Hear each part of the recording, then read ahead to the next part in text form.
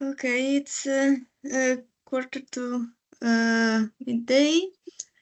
So I think we can start with the panel. I would like all the panel members to appear on camera if they can.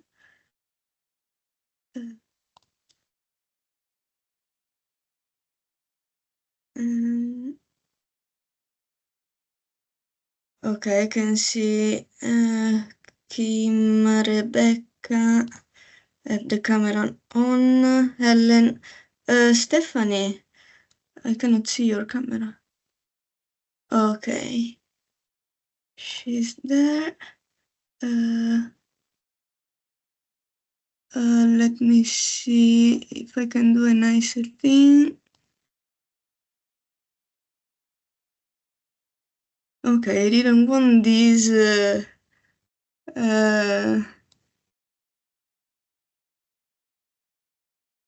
this background, but it looks like it's the only one I can set. Okay.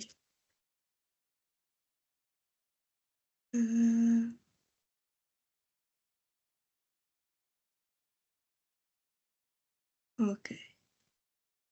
Well, I think it looks nice. Okay. Thank you, everybody. We have here our panel, and I am Silvia. I will chair this session. I am a lecturer in engineering at the School of Engineering and Innovation. So I would like to start from introducing all of our panel members. We have first Stephanie Spruce. Hi, Stephanie. Hi, Sylvia. Okay. Stephanie is an MEng engineering student. She's currently studying T460 and T367 through the Open University. Balancing full-time work, which she was able to secure due to her studies, along with family responsibilities and managing her neurodiversity, means her time is at a premium. The flexibility of the Open University has not only enabled her to switch careers while raising her family, but has also significantly enhanced her organizational and time management skills. Thank you, Stephanie. Then we have Kim Littlewood. She's here on this side. Both Kim's parents were OU graduates back in the 70s. So when she struggled with life at the Brick University, the Open University seemed like a good alternative. The OU degree has been a great basis for an interesting and satisfying career. She is a civil engineer who studied work on the railways back in the days when it was British Rail. Since then, she has worked in a variety of fields, including but not limited to food defense and managed realignment, bridge inspection, tracking the lumpy bits of sewage down the sewer system, and project management. She is also both a tutor and a staff tutor at the Open University. And now she's in the final stages of building her own house, which has been an extremely interesting project.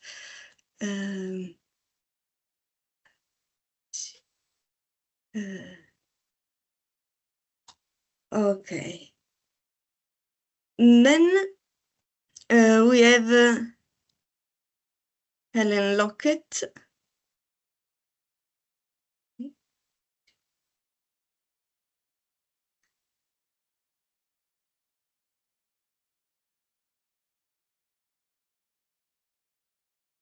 Okay, here we are again. Helen now is here on this side.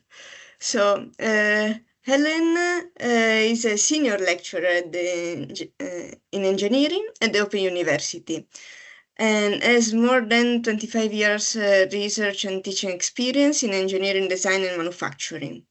From 2019 to 2023, She was the director of the Open University's online teaching laboratories, the OpenSpan Labs.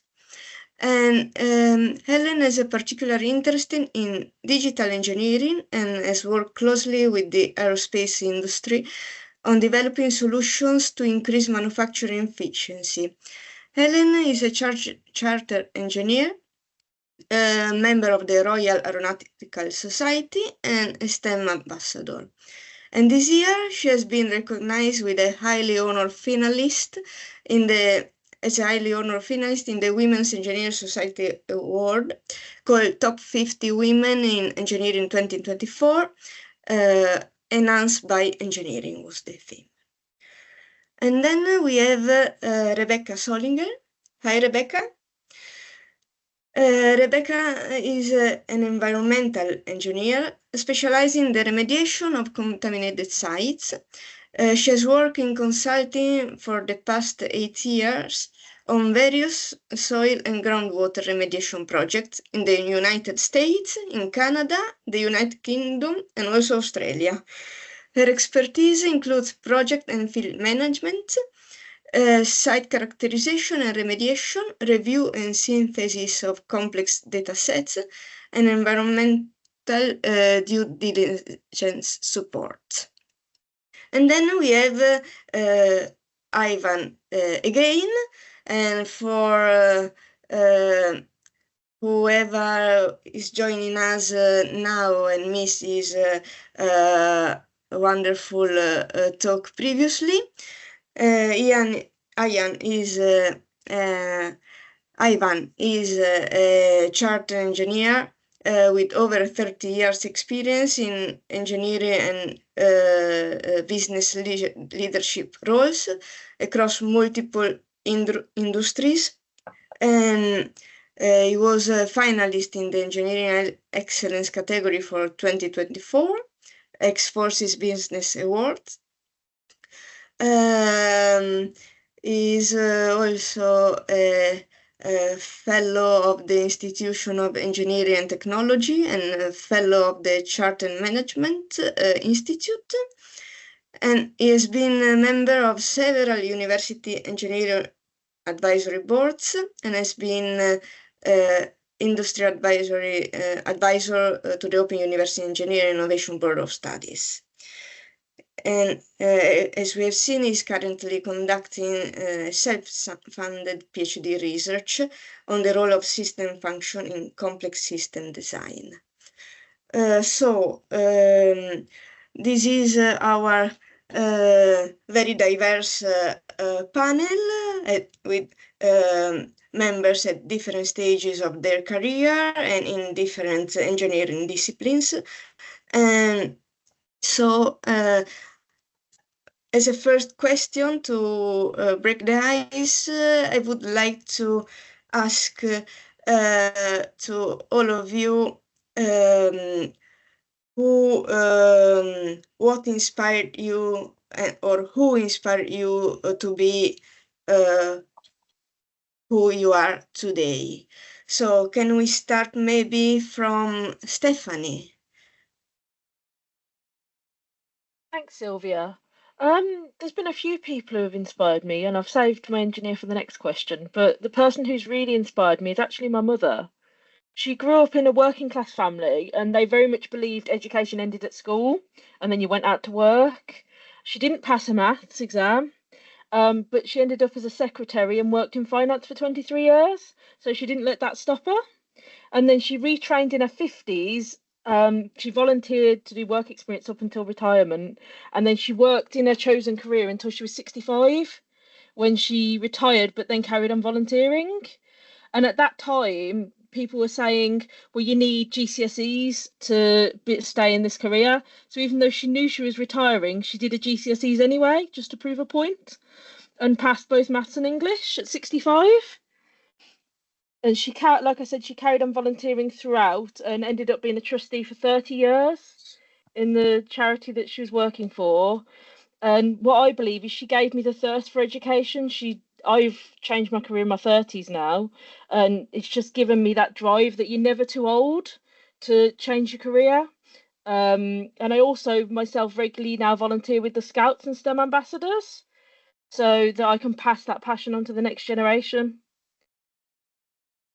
Thank you very much, Stephanie. This is really inspirational, and I think that mothers are inspirational in general for many of us.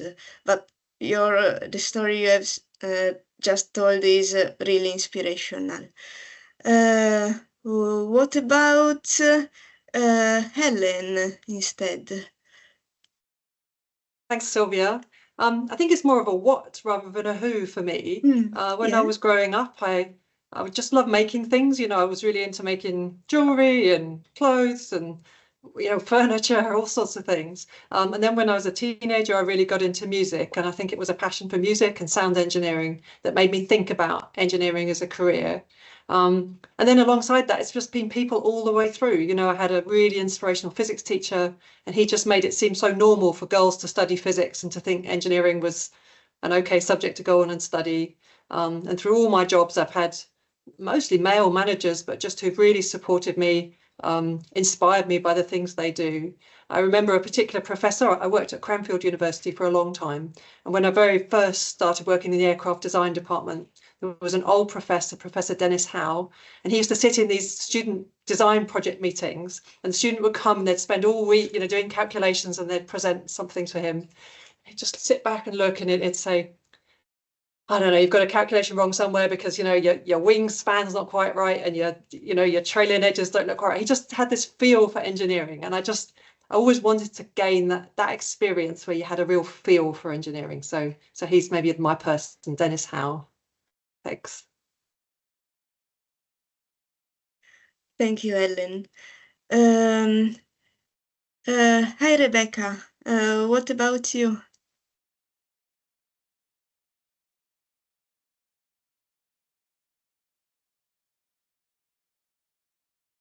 I cannot hear.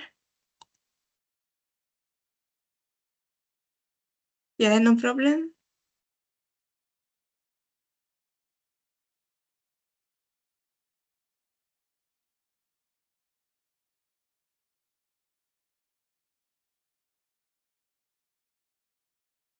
Shall we pass to Kim while you try to sort out the audio, Rebecca? Is it fine?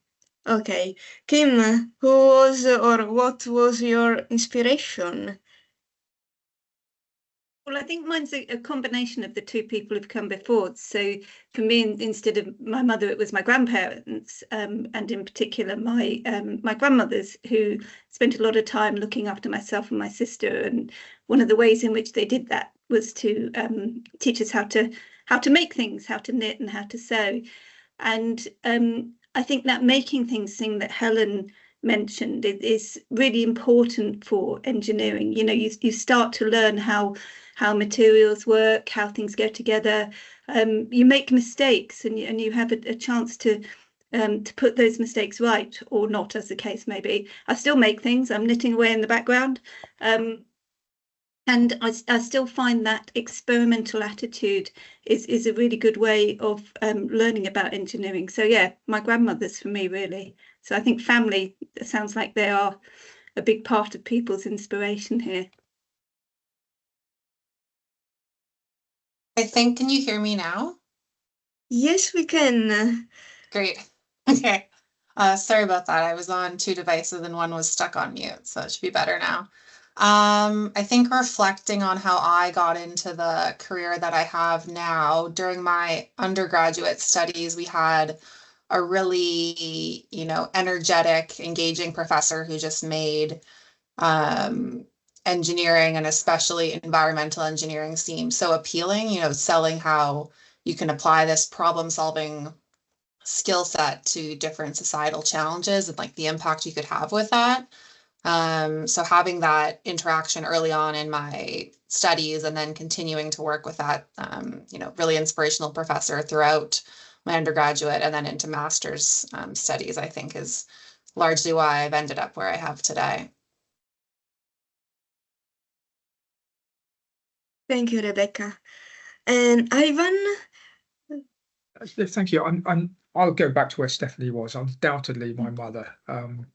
it would be, given what I mentioned about her earlier, it would be quite weird if I was to say anything else. I think she lost her father to cancer unexpectedly. From being diagnosis to him dying was 5 days.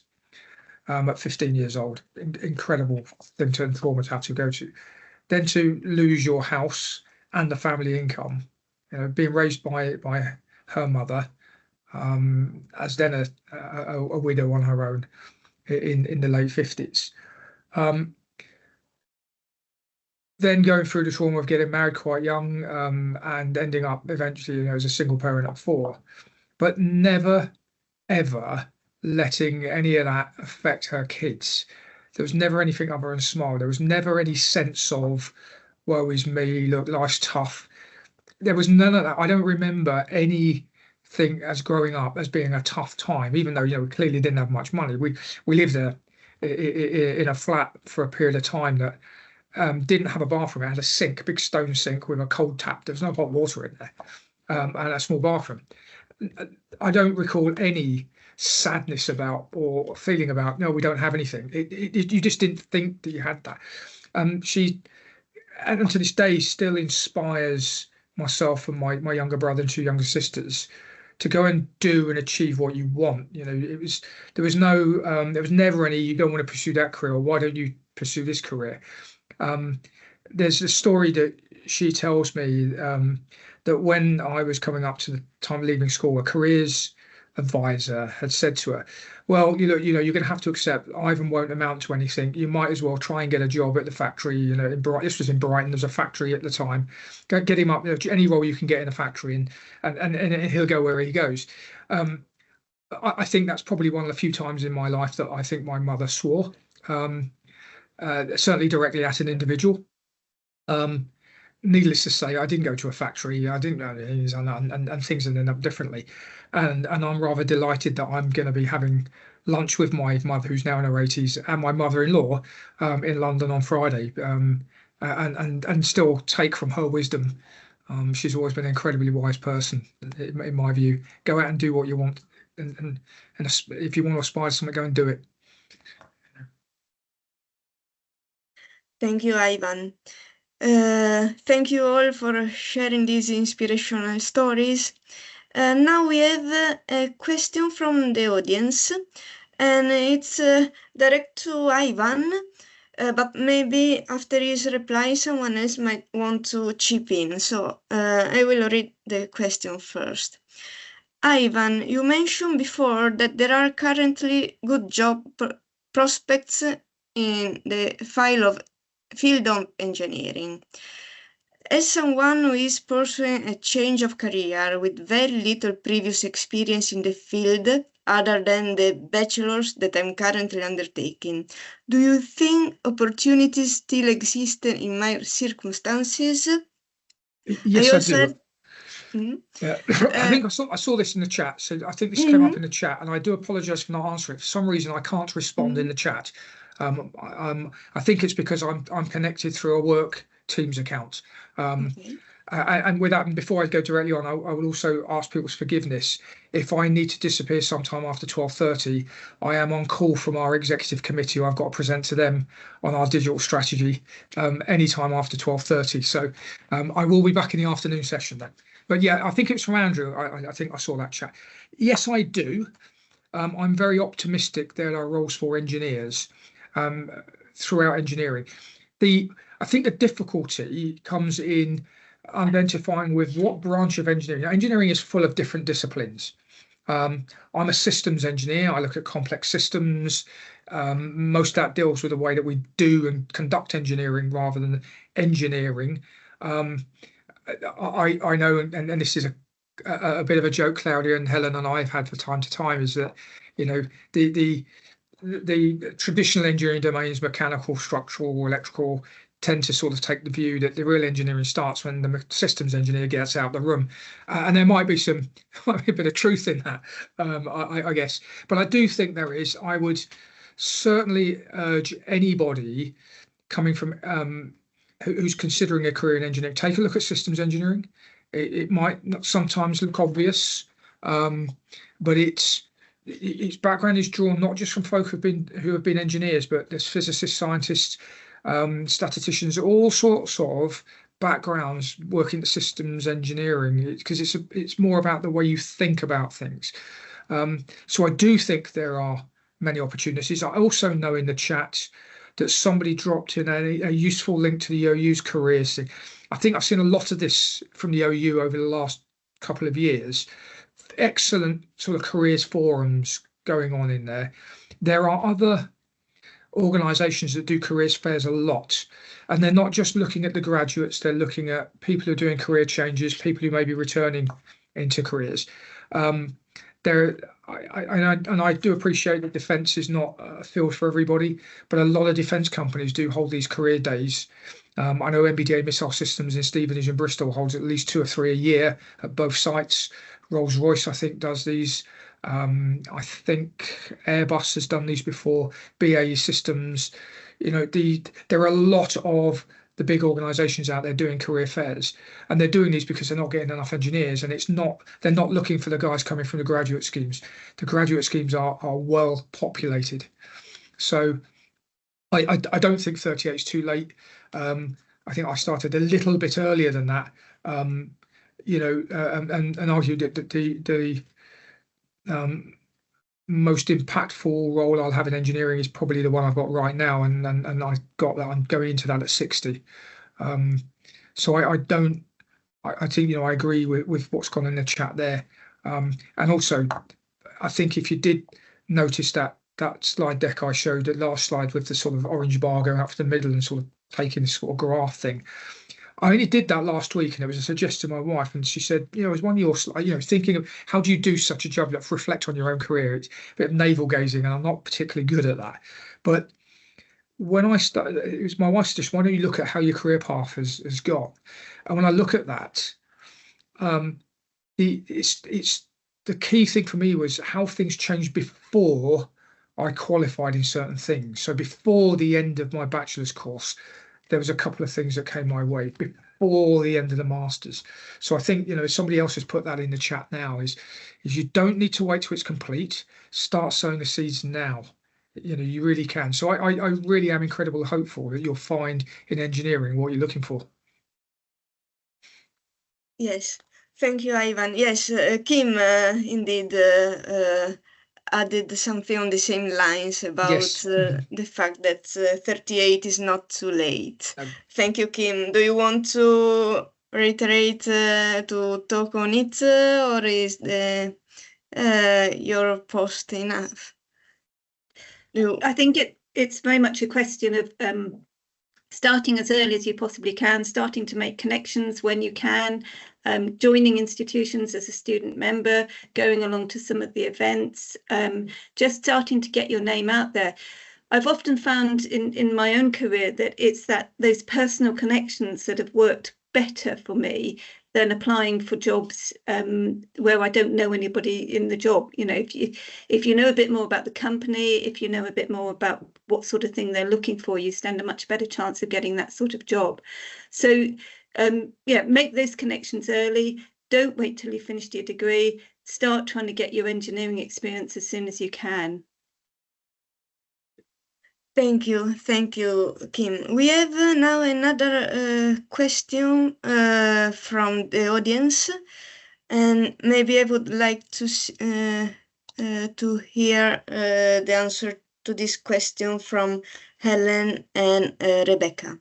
The question is, as a student starting my engineering journey, I really love how wide of a field engineering is, but I wanted to ask what was it that led you to picking which field of engineering to choose? Do you want me to go first? Oh, you can go ahead. Oh, okay. Thank you. So I think this is an interesting question, because one of the things is you don't know where your career is going to take you. So I said at the beginning that I got inspired to becoming an engineer because I was interested in music technology. I studied electronic engineering, but actually I finished my electronic engineering degree and I didn't want to be an electronic engineer. It just hadn't quite caught my interest. But some of the things in the degree really caught me, some of the computer systems engineering and some hints into the sort of wider mechanical engineering area. So I began my career moving from electronics into teaching computer-aided design, working with automotive students and aerospace students. And I ended up stepping all the way from electronic engineering really into mechanical engineering and manufacturing engineering. And I think that that's the thing about engineering, that you can just take a kind of an uneven path. You don't have to stick with the route you started from. And in particular, I was really inspired by an early project that I did early in my academic career. I worked on a consultancy project. And I was linking together, it was for the Science Museum, and I had a design company who designed these sort of inspirational kind of, how can I describe them, biological shapes, and a manufacturing company who were going to produce them in aluminium. Great big aluminium structures were going in the Science Museum. And I sat in the middle, and I just remember a sort of light bulb moment that I spoke to the design people. They had these great creative ideas, but they didn't really care how the things were made. And I talked to the manufacturing engineers, and they were obsessed with making it feasible, making it cheaper. And they kept trying to squeeze out some of the creative design aspects. And suddenly I'd found my niche sitting between these two people, talking a language that they could both talk and trying to negotiate solutions that work for both. So sorry, it's a bit of a long personal answer, but I was trying to get that idea across, that hopefully whoever asked the question, something will spark you. You'll work on something in your project or in one of your modules that might help you to see where you want to go. And I'll let Rebecca carry on. Yeah, thanks. I think for me, so the undergrad program that I went through, everyone started with a general first year. So you got exposure to all the different fields to kind of get a flavor for what a career in those different disciplines of engineering might look at. And then from that, I thought, civil structural, that's the way for me. So I went into that program. And then, so a lot of the courses I was taking early on were on things like concrete designs, building structures and things like that. And then there was this one-off introduction to environmental engineering course. And that was something that was, a fairly small and new program at the school I was at. And that just seemed like a bit different than conventional engineering. It's a lot of what you're doing is trying to figure out what's going on beneath the ground surface, so what's happening in the soil and the groundwater. So there's a lot of, uncontrolled and unknowns in the design there. And then, like I said in my introduction as well, just the idea that the engineering projects that you can do, environmental engineering, investigating old contaminated sites, trying to clean those up, can have a really positive impact on local communities and society. I thought that was pretty cool, and that's what led me down that specialization. Thank you, Rebecca. And Stephanie, what is your experience about it? Have you already chosen your engineering sector? Are you considering now the choice? I think it's interesting, isn't it? I've actually thinking about the project module at the moment. I'm doing T460, and I've picked something that's going to further my career. I know that sometimes we pick projects based on our career because some people are already working in industry, but I'm quite interested in power systems.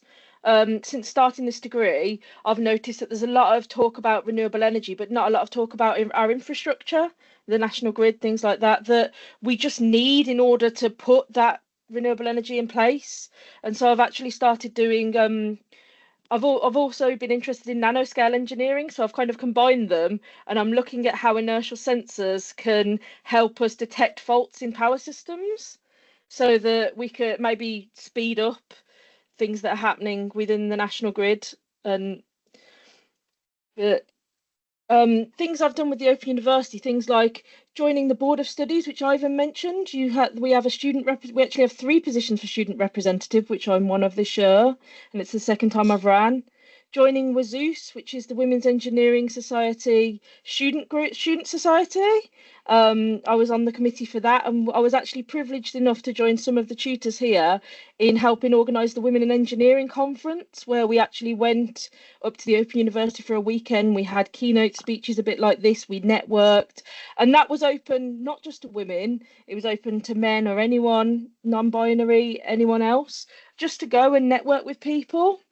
So there's plenty of opportunities if you wanted to start within the Open University to go out and get some experience, to network, and then you can go out, do things. I've met engineers through STEM ambassadors, where I've gone out to do the Big Bang Fair, which is a science fair at the NEC in Birmingham, where they bring in 11 to 14-year-olds to learn about STEM careers, and there's so many different engineering companies that do that. And I'm also the secretary for the IET in the West Midlands. So even as a student member, you can go out and you can do these things. And I'm now 35 myself, but I've used my degree, even though I haven't finished it, to go out and start working at the Environment Agency. So you don't have to wait until you've finished. As long as you can prove you've got that educational background, you can go out and you can start working in the company. You don't have to wait until the end of your bachelor's. And I hadn't worked for 8 years, and I came from hospitality. So you really can do it. Thank you, Stephanie. This is a very rich experience. Thank you for sharing. We have a student who would like to ask a question, I think, out loud. I think it's Alia Ahmed.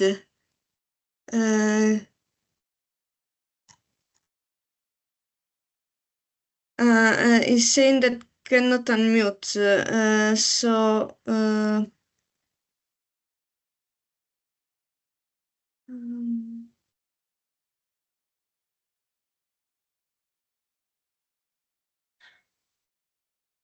You should be able to unmute yourself, Alia.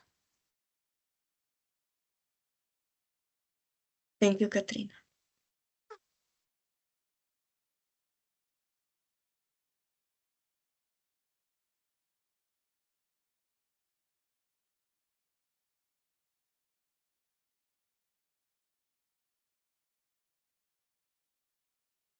I think we might need to allow the mic.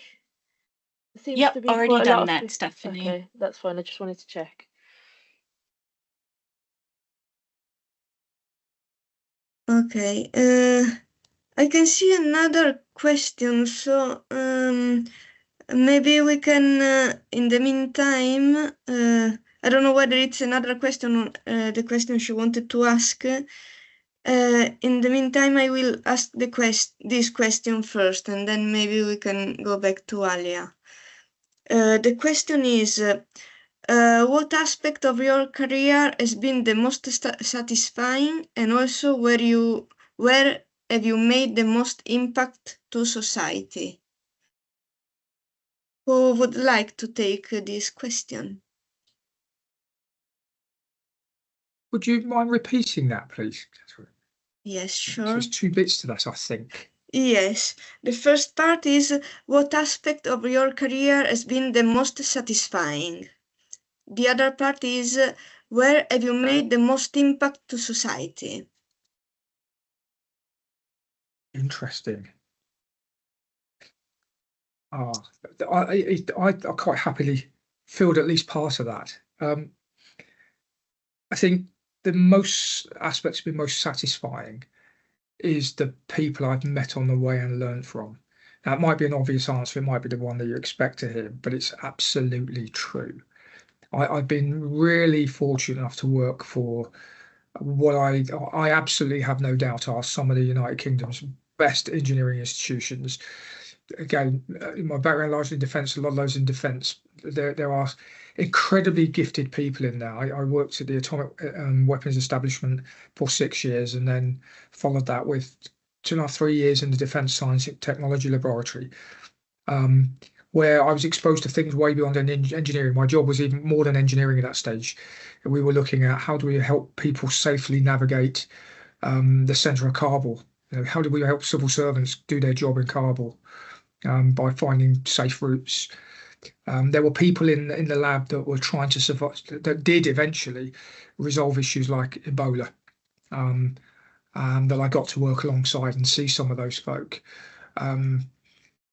So I think that the most satisfying piece has been the exposure to the incredible people that I've met and learned from along the way. And I've been very happy to have found myself leading teams of incredible engineers, and I have here. It's people. It's always people, I think. The most impact on society, really difficult. There are some things we did in lab that I hope had a really positive impact on society, and I don't know really where they ended up. I think I'm really hoping that what we do in East West Rail leads to the railway that we want it to be, that connects communities up. It changes people's lives. It enables people to cross an area of the country that's notoriously difficult to do at the moment. I really hope it leads to the economic growth that it's got the potential to do. If it does, that has the potential to release something like 90 billion into the UK economy, if we achieve that. So I don't think the Impact Society, project I've been involved in has happened yet. I think it's the one that has that potential is the one I'm in right now. I think. Thank you, Ivan, for sharing. Helen? It's quite hard to wave your hand in this environment. It doesn't seem to pick up very easily. Thank you. I was just going to say, again, it's probably an obvious answer, but as an academic, I just think seeing the students that I've taught developing and moving into their careers is the most satisfying thing that I've had. And I think, LinkedIn is a great tool that you can see what happens to people long after that you've taught them. So if anyone I have taught ever wants to connect, please connect, because it's so nice to see people's careers developing, and you see them go in all different directions. And some people, fly to the heights, but other people do really important things, that maybe they're not the most senior roles, but they're developing and contributing to society. So for me, it's seeing all those people I've taught develop. I think Kim said the same. Thank you, Ellen. Yeah, being on the academic side, I resonate with it. Does anyone want to add their thought? Kim? Yeah, I'm happy to chip in a little bit here. I think one of the things about engineering is that you do have a lot of opportunities to contribute in different ways to society, and some of those ways are quite subtle. So just an example that I put in the chat is that bits of my PhD fed into the building regulations. So you do get a chance sometimes to do something that impacts the whole of new build houses, domestic houses, that sort of thing. So some of the stuff that you may end up doing is subtle but really important. And we were looking at things like reduced flush toilets and that sort of thing.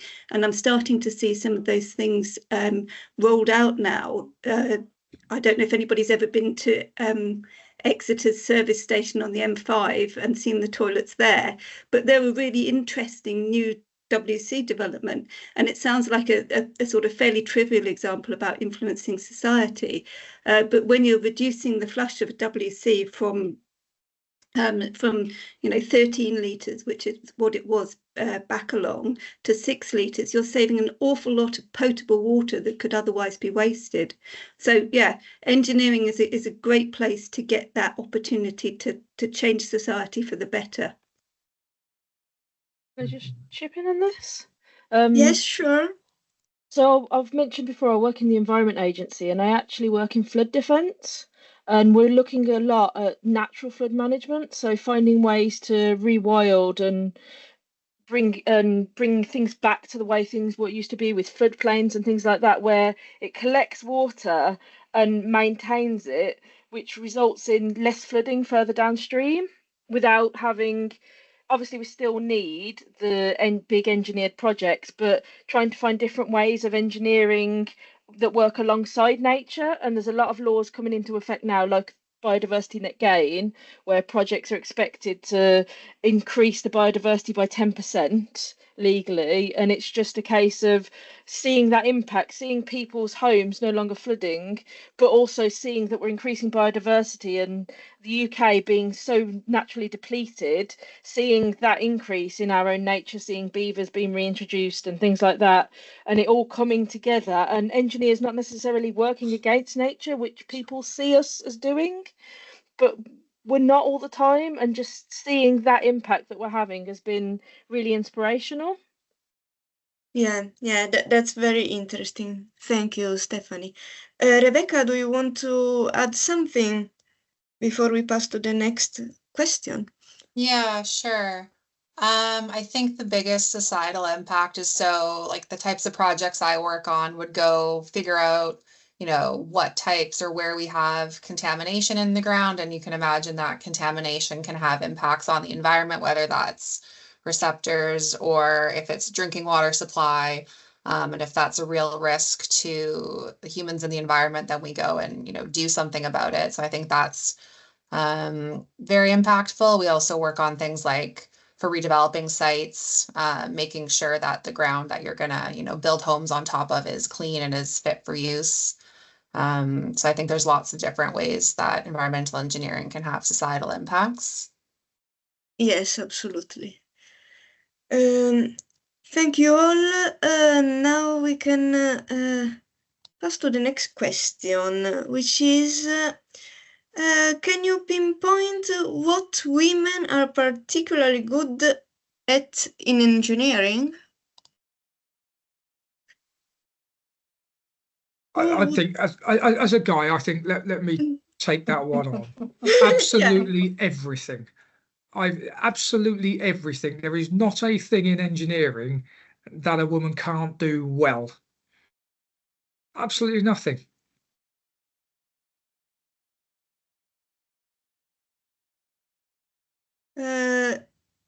Anyone else? I suppose just to add, maybe I find it difficult to answer because they're not necessarily things that women would do better. I think Ivan probably answered it right. It's just that women can do all the things that men can do in engineering. I think maybe that's the bottom line, isn't it? Yeah. Yeah, maybe just to add on that, reflecting, I think oftentimes like women can do anything for sure. I think sometimes women are often can be pigeonholed or volunteer themselves or are volunteered to do more of like an admin role, like whether that's taking notes in meetings. So I think it's important to make sure that we're spreading those sorts of tasks amongst men and women. And that's like just because women are maybe stereotypically good at organization and that sort of thing, that we're not just limiting them to those roles and giving spreading those things around men and women, so women have opportunities to advance technically as well. I think that's a really good point, Rebecca. Yeah, and I think on the other side of that, often there's an assumption men are more likely to be risk-taking and to take those more, speculative, challenging roles. And so that's something we need to do in our society, is find a way to support women to feel that they're able to step up and take some of the more risky roles and to be supported to do it. I agree. If I may come back in and say that, there's a part that men can play, including me, is where you see those things, you stamp down on it very, very quickly. I have seen the things that Rebecca speaks of, an assumption when people who the woman in the room is there to take the notes. I've experienced that firsthand. The young engineers that made that mistake were quickly recalibrated, to use an engineering expression. And I think any of us in leadership positions, especially us men in leadership positions, they absolutely stand down on that quite quickly and state that those kind of behaviours are just not tolerable. We don't do that. Good engineers are good engineers. Yes. Is there any other question from the audience?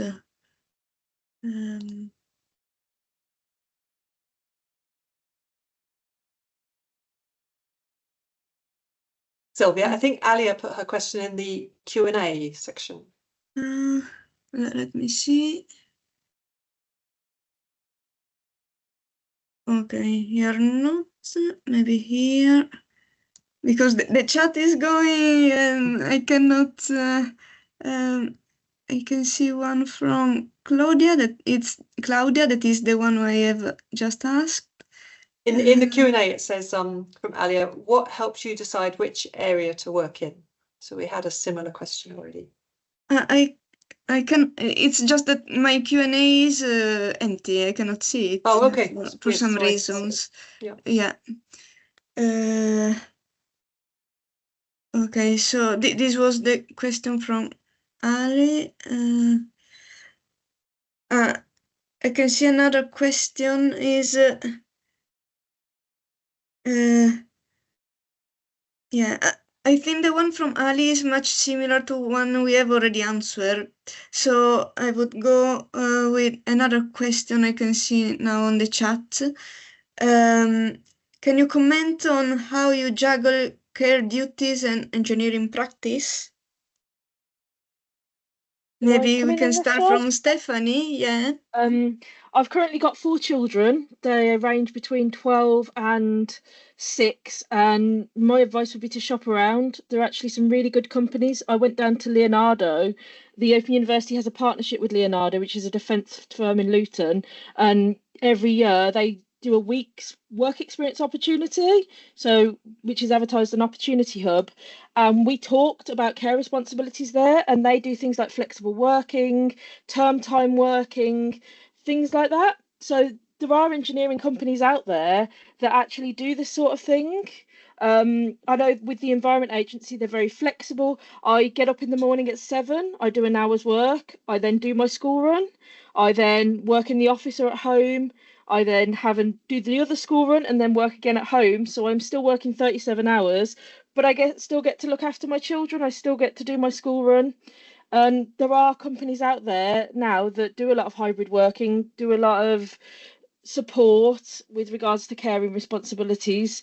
So it's just a case of finding them out there. And when you take an interview, it's a two-way street. When I went in for my Environment Agency interview, I told them I'd like to be able to do the school run, and they accommodated that. So it's definitely a two-way street when you're looking for a job and going for an interview to find out if that's the right company for you, as well as if you're right for that company.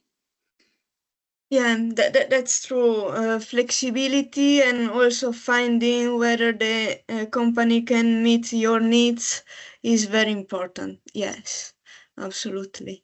Does anyone else have care duties who is juggling with engineering practice and want to take the same question? Or we can pass to another question that has just come out.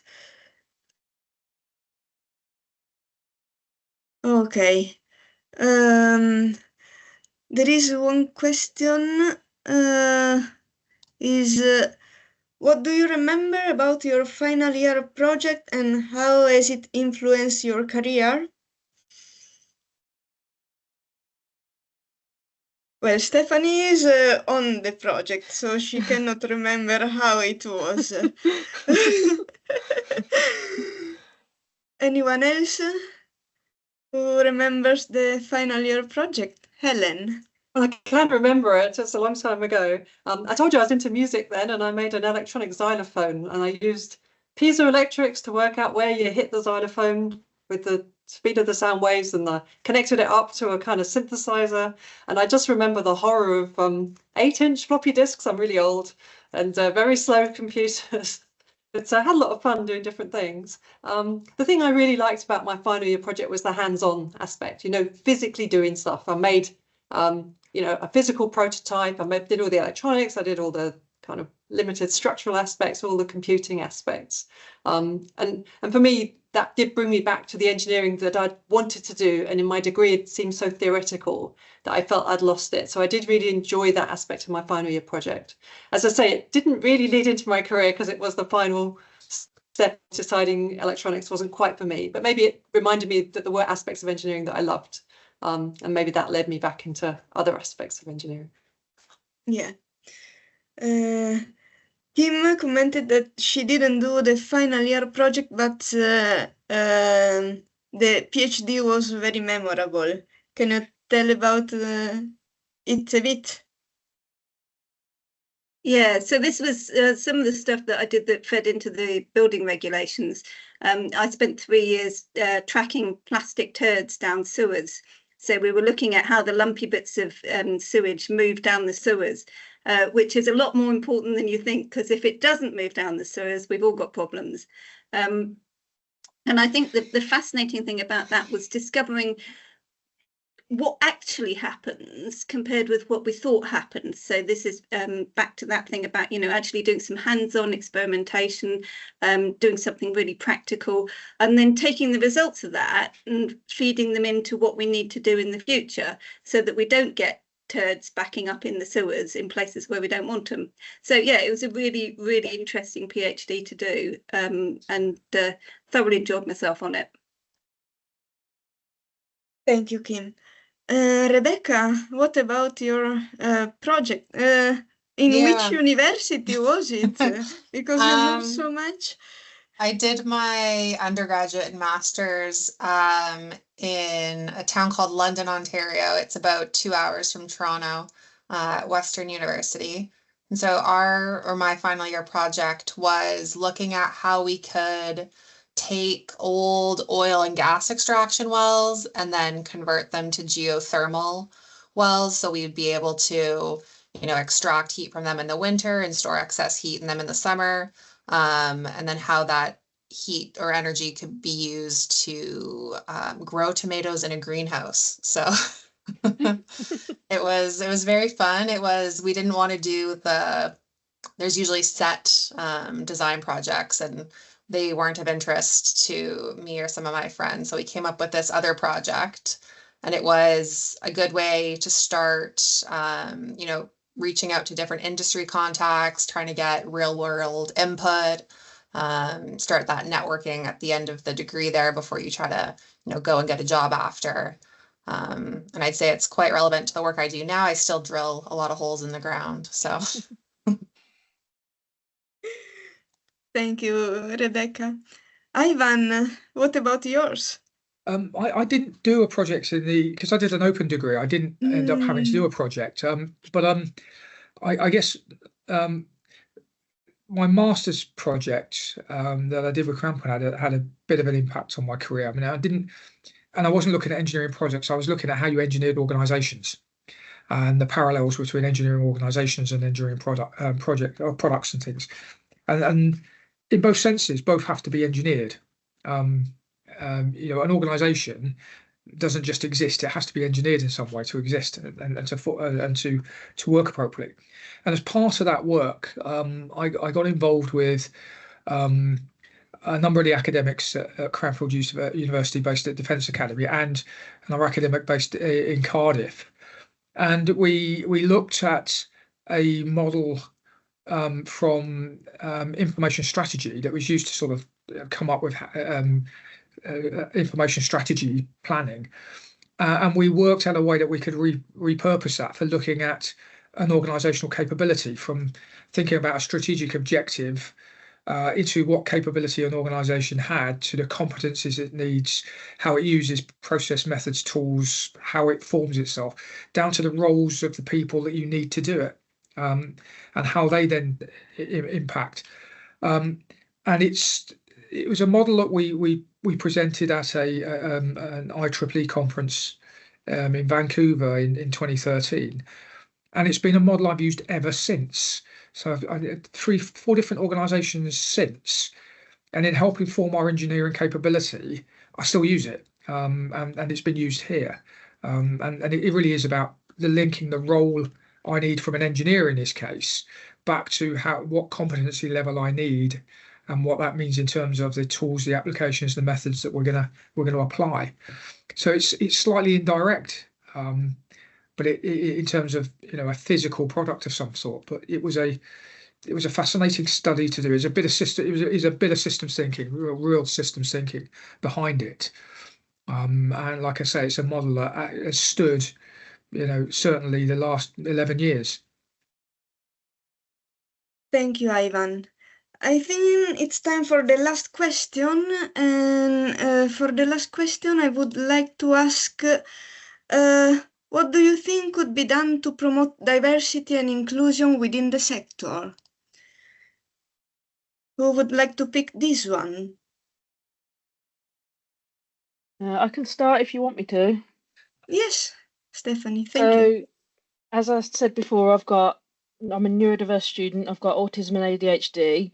I've known about this for 20 years, so I've had quite a lot of time to come to terms with it. But I think that there's many things we can do to promote diversity and inclusion. I'm going to talk from my own perspective as a neurodivergent student, because obviously there's other diversity issues like minorities and BAME that I don't have any direct experience with.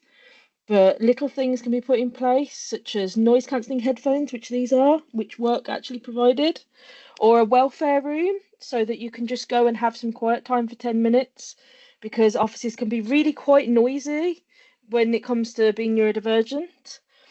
And one of the most interesting adjustments that I know of personally, my colleague actually does this, is she's got a desk umbrella, because she finds the bright lights in an office really distracting. So she actually attaches a desk umbrella to a desk when she goes into the office and has that over the top of her. But I think one of the best things we can do is educate. We can train people on topics such as unconscious bias and neurodiversity. We can understand things like dyslexia and communication needs. And I think there's also strengths we can utilise. We always talk about the additional requirements and additional needs, but things like dyslexic people can be extremely creative, or autistic people can think outside of the box and be very focused. And these things can come together and really support innovation and push innovation. So I think that we should be working together to not only bring in reasonable adjustments, but find the strengths of these people and push that to the forefront so that we can better our society and progress engineering. Yes, that's true. Anyone else want to chip in? Helen? Maybe a slightly different perspective, because I think what's been said already is very important, but I was thinking about encouraging a diverse workforce to want to work in engineering. I think we have to start really young. And I think particularly for women, you know, often people talk about things at secondary school that you can do, but I just think it's probably too late by then. You know, by then it's kind of stigmatized as something that girls don't do. You know, you look at very young children, primary school children, they love that making, being creative, doing, and somehow by secondary school, they've kind of lost the connection between that and something that could be the beginnings of an interesting career. We have a real challenge, you know, obviously physics and maths are really important to engineering, but somehow at secondary school, it becomes don't do design technology, only do the theoretical subjects. And I think we lose so many people along that part of the pathway because they lose the connection between what they actually want to do and what they're having to do for what feels like quite a long time through school. Yeah. I think if I may jump in, absolutely agree with everything both Stephanie and Helen have said. And one of the really fascinating things I've seen this week is that our headquarters is based inside Network Rail's headquarters in Milton Keynes. And the little STEM lab that we've got downstairs has doubled in size over the last couple of weeks. It's got bigger, and it's had to get bigger for the amount of things that Network Rail are doing. They regularly have bring your child to work days.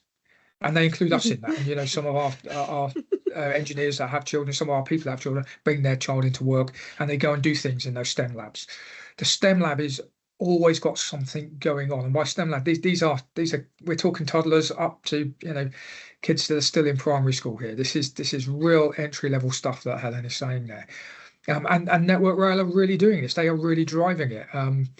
We're fortunate enough that we've been out there to join in on that activity, and I think the more organisations that do that, the better we'll be for it.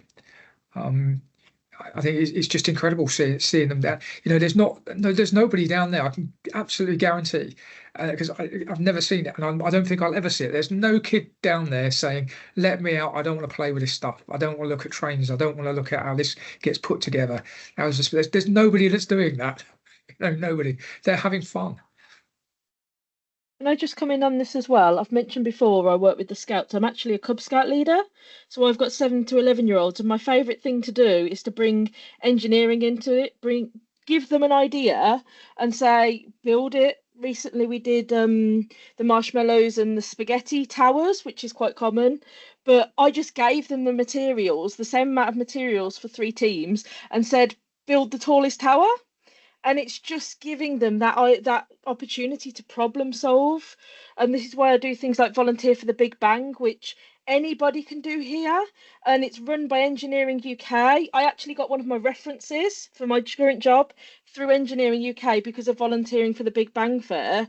And you go there and you talk to young people that are inspired by STEM, and you explain to them what you do and their opportunities. And even being there as a woman or as a neurodiverse person or as a BAME person, just being there and saying, I'm an engineer or I study engineering, gives them that role model, because if they can see themselves in you, then they'll be more likely to say, oh, that is a job I can do. And I really Thank you very much. really feel strongly about that. Yeah.